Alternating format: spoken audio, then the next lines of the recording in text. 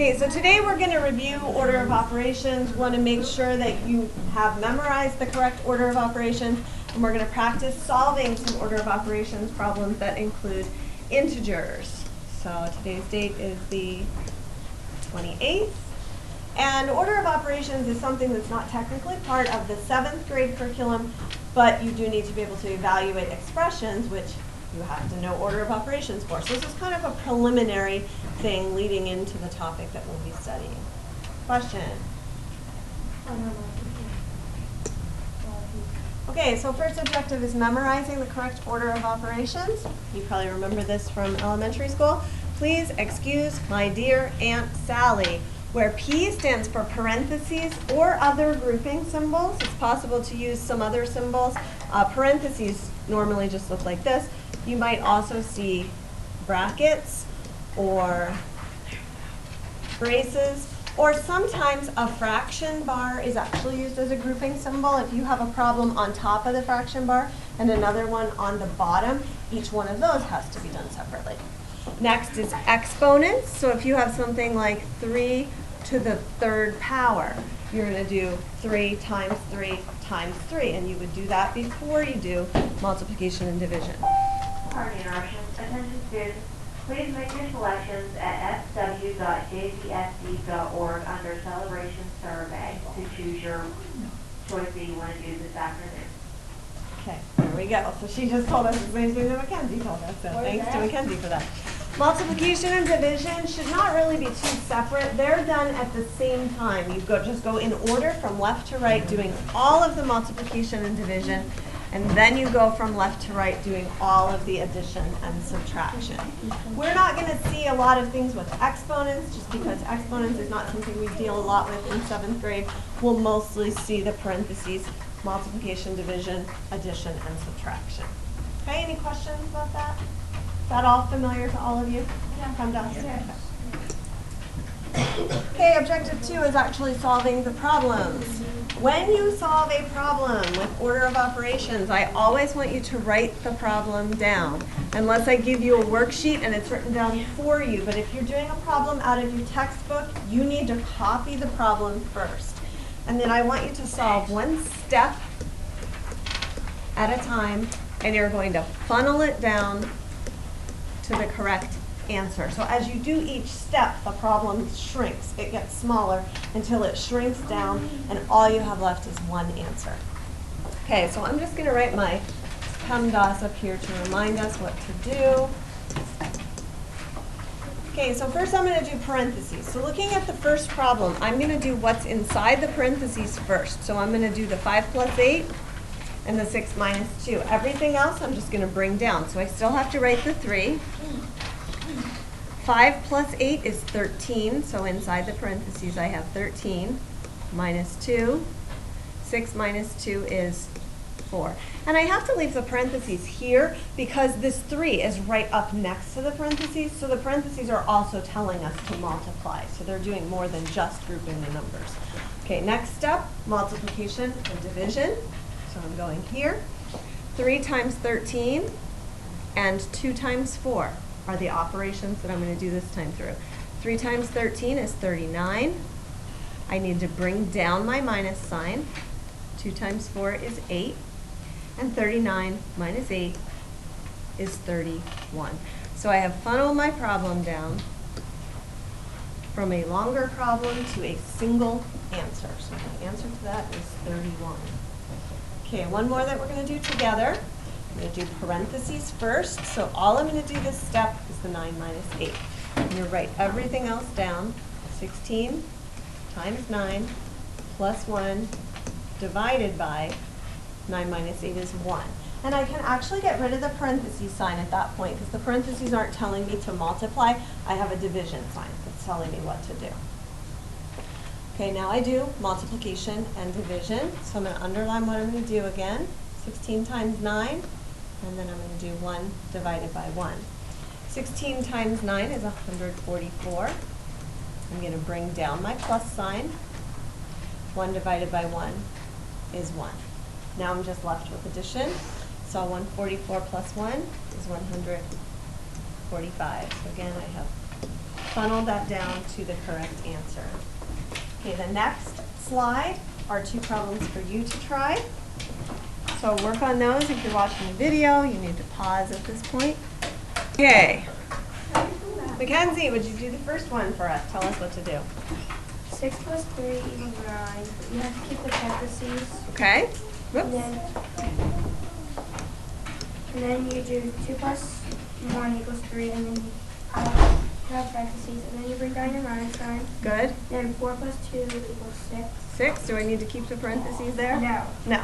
Okay. And then you do 9 times 2 equals 27. Uh-huh. And then you do minus 6, Uh-huh. and that equals 29. Good. Nice job. What can I do? Okay, next one. Volunteer. Sammy, give this one a shot. So 6 plus 4 equals 10. Okay, well, let's go from left to right and tell me what to bring down and what to do. Bring down 8 divided by. Okay? Now you do 4 minus 2 equals 2. Okay, do I need to keep my parentheses? No, I don't, because he's telling me to divide there, so it tells me what to do. Okay, now what? Then you do 9. Times, good. And then you do 6 plus 4 is 10. Good. Do I need to bring down the parentheses? No. Okay, now what? So you do 8 divided by 2, which is 4. Mm-hmm. So I could write that out if I want to. Then you do 4 times 10, which is 40. Good. For some reason I got 5. Okay.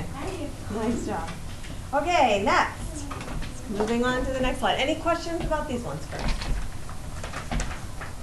Okay, why do you have the stapler? I'm stapling my thing. Oh, well, take it back. That needs to stay back in the school section. Stapling.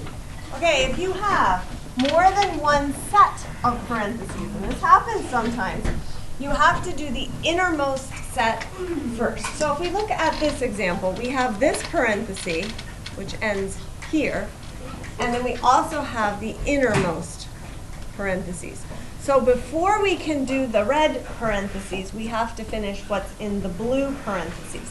So the first time through, I'm just going to do the blue parentheses, and then I think I'll save this one also. So I'm going to have 9 minus 6 plus 1 is 7. I need to keep these parentheses because I've not done what's inside of it yet. Plus 5 minus 3 is, oh, I wasn't going to do that, was I? Well, I went ahead and did it. I did this parenthesis too. 5 minus 3 is 2. Now I'm going to keep going with parentheses. I'm going to do just this parenthesis. 9 minus 7 is 2. Bring down my plus. Bring down my 2. 2 plus 2 is 4. Okay, next one is for you to try. Try this one, and then we'll go over it. Questions first. Yes, question. Do you have to bring down the funnels, or can you just circle the answer? I don't care if you actually draw the funnels. I was just doing that to show you how it should funnel down. Volunteer to tell me how to solve this. Let's see, I want a new volunteer. Caleb, go ahead. 4 minus 2. Okay, so I'm going to do the 4 minus 2, so I'm going to bring down 8 minus 3. I need to bring down this parenthesis. Some of you forgot about that because I'm not doing that part yet. 4 minus 2 is 2. Okay, now what should I do? 8 minus 3.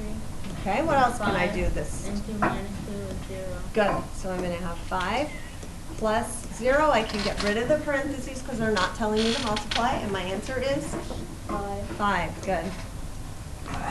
7. Okay, now, here's another type. If you have multiple operations within the parentheses, you're going to have to think about how you would use order of operations with what's inside the parentheses. So order of operations, I'll write it up here again, tells me to do parentheses first. But within my parentheses, I have addition and multiplication.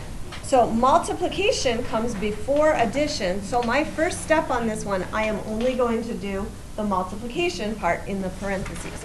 So I'm going to do 8 minus 3 plus 4 times 5 is 20. Now I can do what's in the parenthesis. I have 8 minus 23, and 8 minus 23 is a negative 15. Okay, here's one for you to try with the same type of thing. This parentheses has addition and division inside, so you need to make sure you do the division first. All right, Caitlin, you want to do this one? What you want to do is do what's inside the parentheses, which is division. Okay. Then you bring down the 9, Okay. the minus sign, the parentheses, then the 4, and the plus. 8 divided by 2 is 4. Good. And then the plus is 6. And 4 plus, wait, bring down the 9, Okay. the minus. Then 4 plus 4 is 8. Then the plus 6. 9 minus 8 is 1. Good.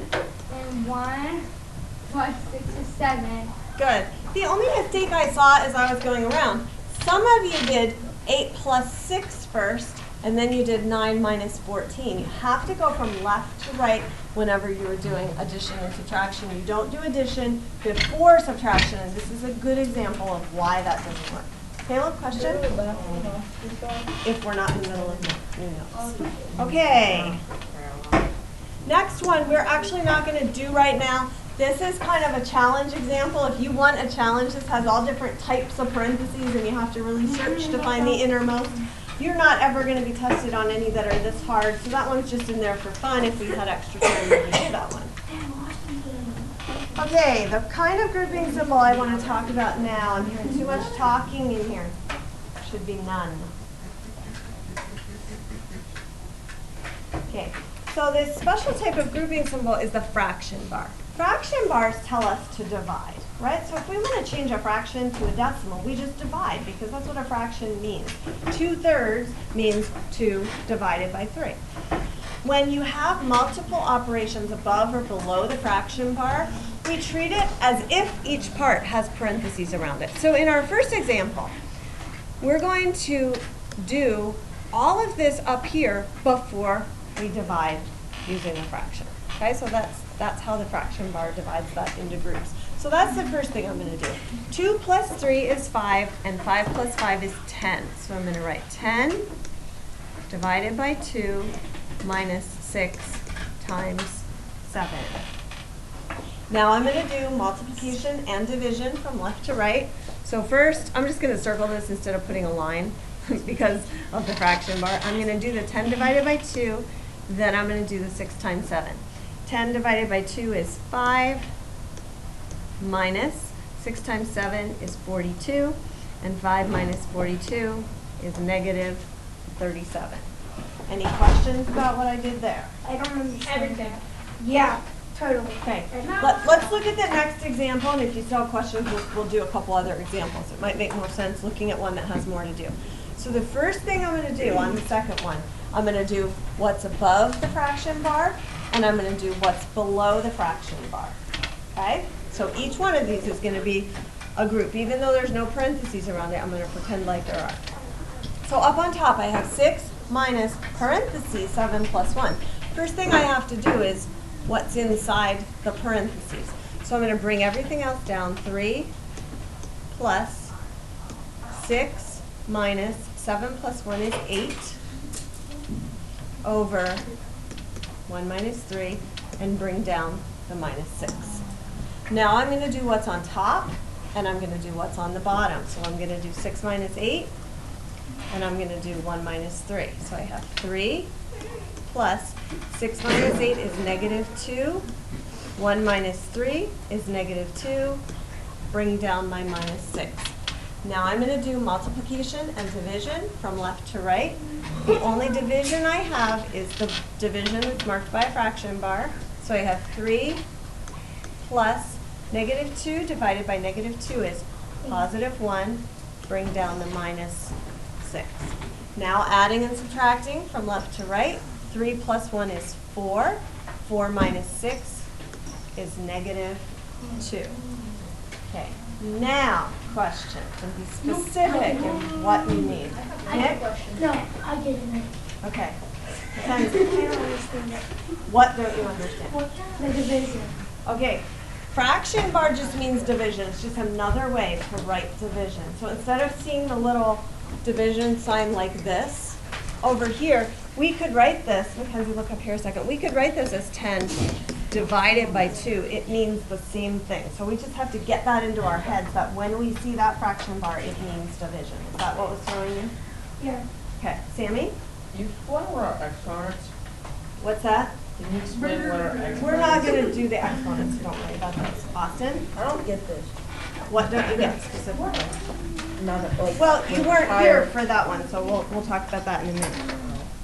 Caleb?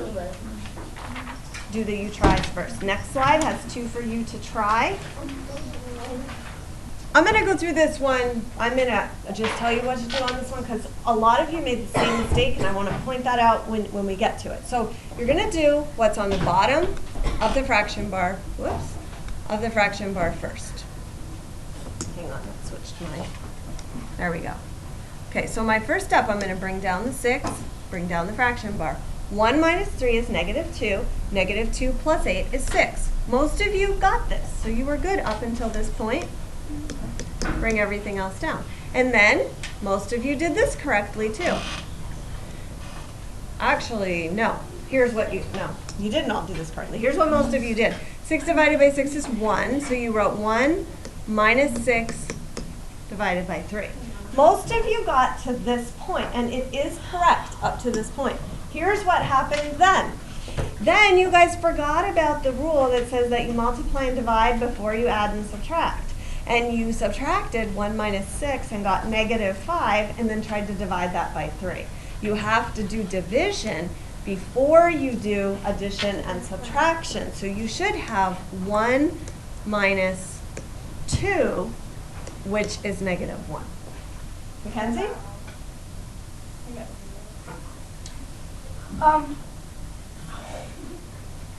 What if that happens I don't and, know. 4. could you just continue to do that and have a fraction? Yeah, if it really worked out that way, it is possible to have fractions as answers, definitely. Austin? How do you get negative? How do we get -1? Because Yeah. we're taking 1 and we're subtracting 2. We're subtracting a number bigger than what we started with. But, Look up on the number line a second. I'm starting at 1. I'm subtracting 2. Okay, got it. Thomas? yeah, how in the world did you get 6? 11. Oh no, we add and subtract from left to right. We have to do 1 minus 3 is -2, and then -2 plus 8 is 6. You can't add the 3 plus 8 before you do the 1 minus 3. Good question. Kaylin? Yeah, go ahead and guide us through the next one, Kaylin. So, we're going to do 3 plus 9 is 12. Okay, good. And then you do 6 minus 2 is 4. Oh wait, we can't 2 subtract. I meant 2 times 2 2 times 2 is 4. Good. So we're going to have 6 minus 4. We have to multiply before we subtract. Then 6 minus, we know 12. Okay, And 6 minus 4 is 2. good, And plus 9. good. 12 divided by 2 is 6. We know the 9. And 6 plus 9 is 14. Very good. Okay, that concludes our lesson.